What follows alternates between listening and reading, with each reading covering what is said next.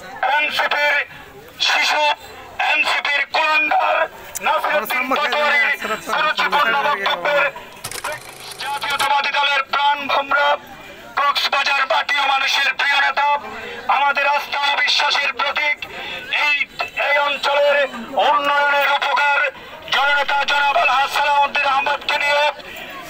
এনসিপির শিশু, এনসিপির কুলাঙ্গার নাসিরউদ্দিন পাটোয়ারীর সুরুচিপূর্ণ বক্তব্যের প্রেক্ষিতে আজকের প্রতিবাদ সভায় উপস্থিত বাংলাদেশ জাতীয়তাবাদী দল বিএনপির সংগ্রামী সিনিয়র নেতৃবৃন্দ, বদরখালী ইউনিয়ন যুবদল, ছাত্রদল, শ্রমিক দল, স্বেচ্ছাসেবক দলের সকল নেতৃবৃন্দ,